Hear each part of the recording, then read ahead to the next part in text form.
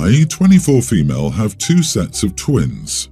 The first set are kindergarten-age boys, and the second set are toddler girls. My husband, 27, always complains that the house isn't up to his standards, and that it's a mess, or that I sometimes put on frozen meals instead of cooking a fresh dinner. It's super irritating because I'm expected to do everything just because I work from home. He thinks that I have it easier than his job, which is physical labor. I can never do anything because when he has time off, all he wants to do is sleep, and he says he needs it because he's exhausted from work or he wants to use his break to hang out with his friends. So basically all the chores are usually thrown on me, and I've had enough of it. And it showed when my friend called me to hang out, and when I asked my husband to watch them so I could go, he went into a rant about how he's tired and been working all week, and the least I could do is watch the children so that he could get some rest because I'm home all day with easy work.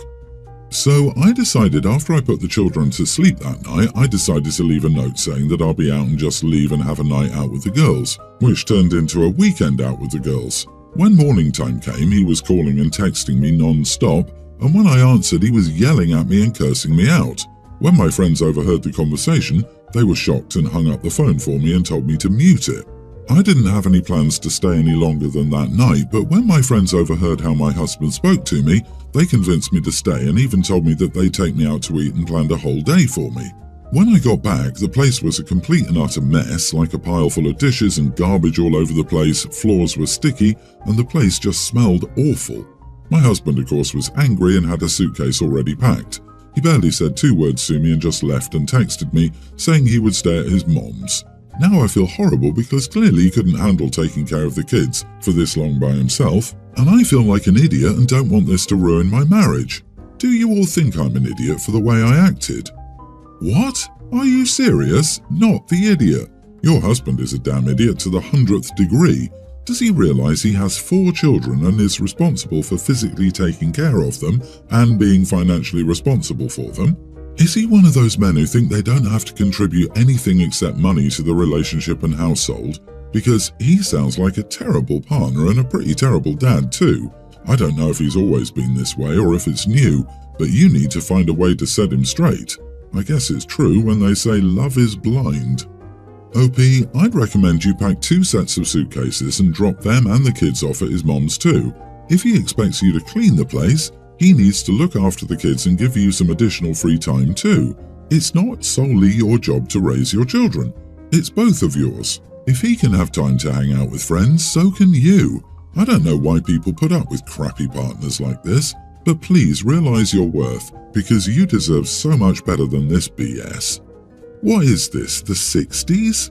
Wait, no, even my grandfather didn't do this. OP's husband belongs in the freaking Stone Age. I don't know what else to say. This is not a marriage, it's a joke. You have 5 kids. Good one of them went back to his mommy. Let him stay with her and I strongly recommend a divorce. He's providing you with 0 support and then whining when asked to help at all or when things aren't perfect. It doesn't matter if your job is easier or not. It's probably not easier, just different. He's not entitled to mooch off of you.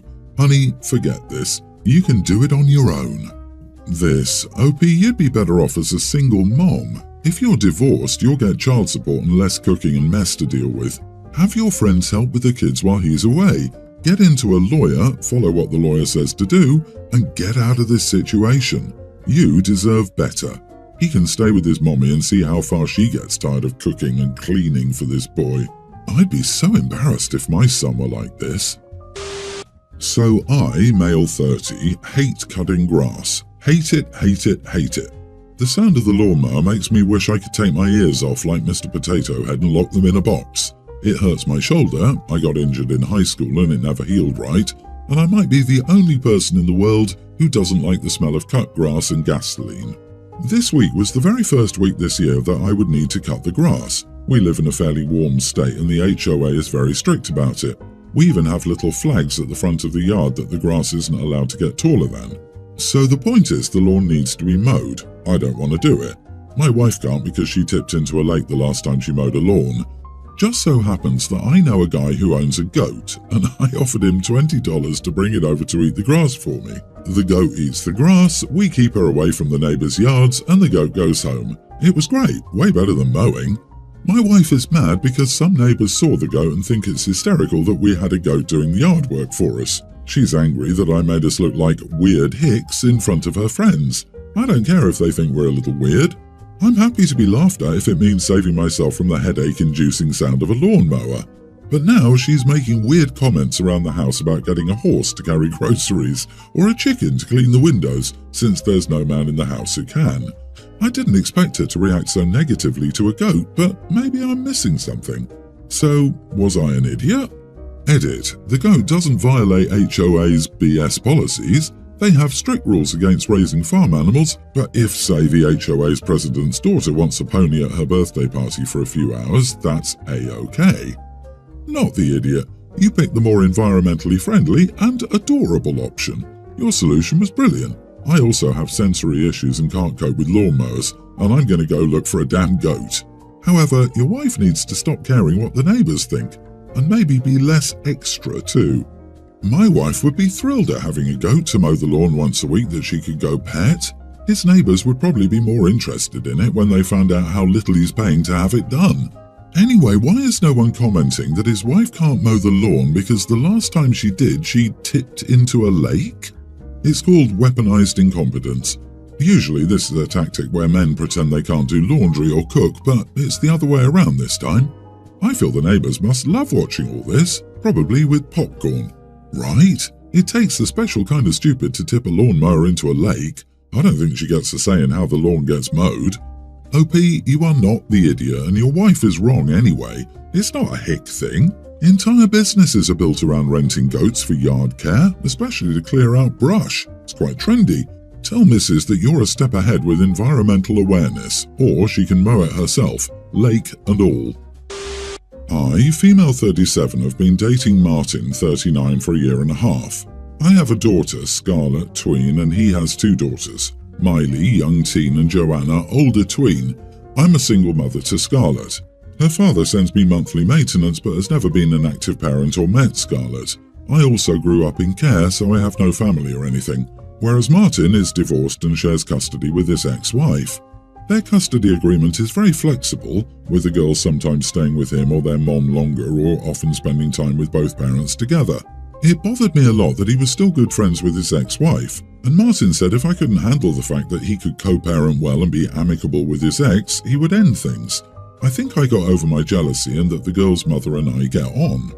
Anyway, since we've been dating a while and have started discussing potentially living together, I think it's only fair that Scarlett is more involved and treated the same as Martin's daughters by his parents. She met them for the first time a few months ago and has seen them a few times since, but she's treated virtually like a stranger. At Christmas, Miley and Joanna were spoilt rotten. They got money, gifts, toys, gift vouchers and makeup. All they got Scarlett was an embroidered blanket thing Martin's mother spent weeks knitting, apparently with her name on it, 2 gift vouchers and a doll. They'll take Martin's girls for overnight sleepovers, but my kid is excluded. They say it's because they don't know her well and are uncomfortable looking after her for now. They'll buy Joanna and Miley sweets or little trinkets and give them a couple of pounds occasionally, but as for Scarlett, they might only give her one thing and that's it. It's not fair for Scarlett. The last straw was when his parents asked if we would all like to go to Disneyland Paris with them. They offered to pay for Martin and the girls and said they could pay for part of my and Scarlett's travel expenses, but that I'd have to pay the rest. I lost it and told Martin he needed to tell his parents to treat Scarlett like his girls are treated. It's not fair to her that she has to watch her sisters being spoilt and she isn't.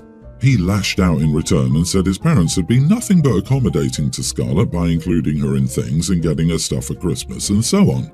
He said I'm incredibly selfish to expect his parents to treat my daughter, who they barely know, like their grandchildren.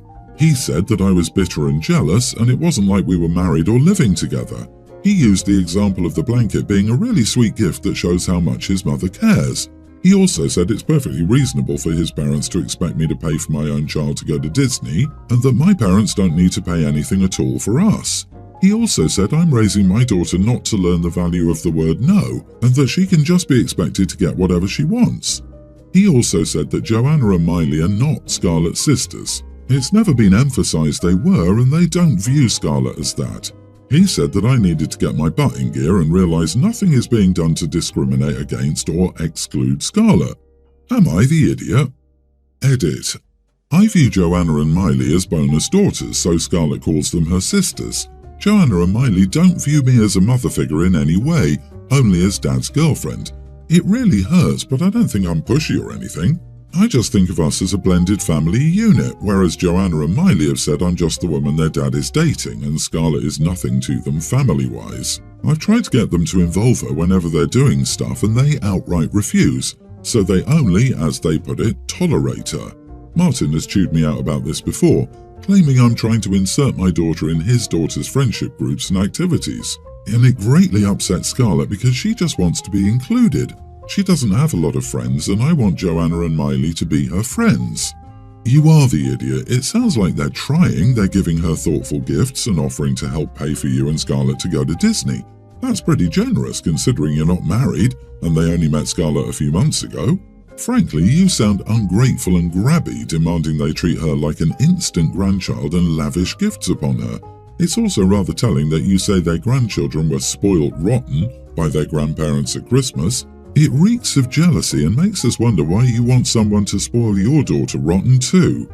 Yikes, they've only been together for less than 2 years and they're not married or anything. OP is way too pushy about making this a family when it isn't, at least not yet.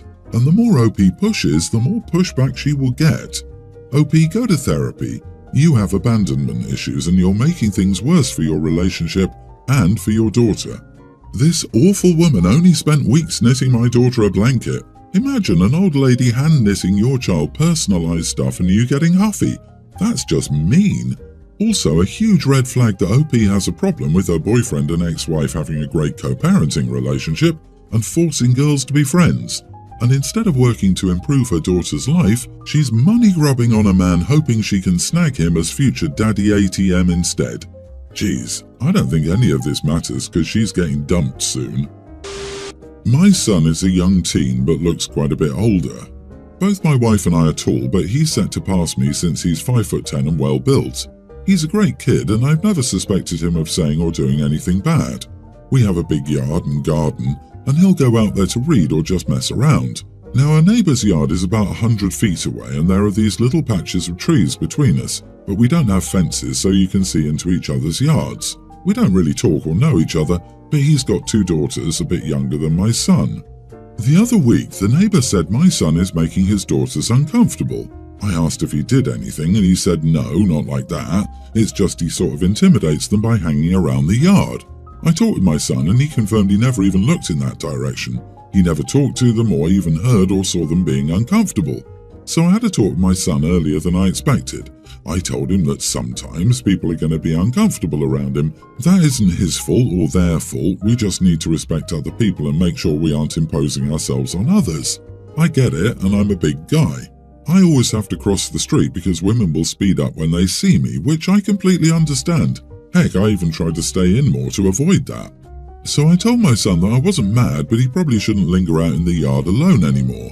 He was upset, but understood. My wife is furious. She said I should have talked to her first, and she's right on that front, and that our son hasn't done anything.